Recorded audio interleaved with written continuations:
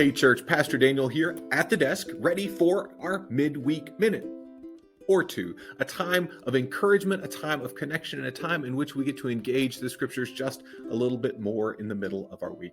For those of you who have been with us these last couple of weeks, you know that our format is we put 2 minutes on the clock and then we get started. Are you ready? I'm ready. Let's put 2 minutes on the clock. And we're going.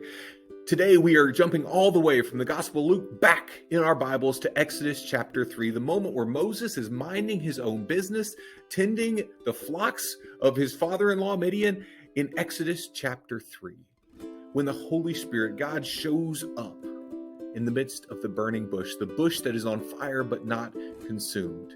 Joe, remember it? Can you vision it in your eye? The reason we're jumping back to this moment is this is a moment in which Moses is confused, in which Moses has to work to clarify his calling, in which Moses needs to grow in his faith to move into his next step in his journey. Anybody identify with those kind of moments? If you've ever identified with one of those moments, I have an opportunity for some of you.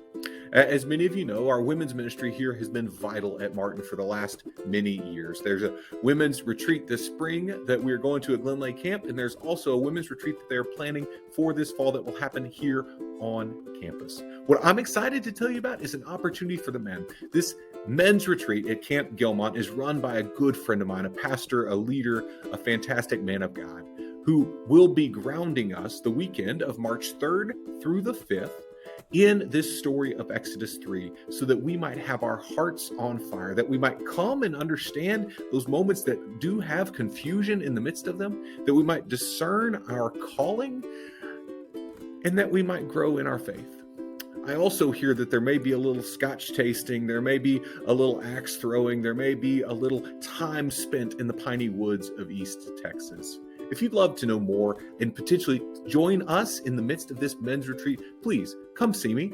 I'd love to share more with you and get you connected into what God will be doing next through us and for us as a community of faith. Thanks for being here today.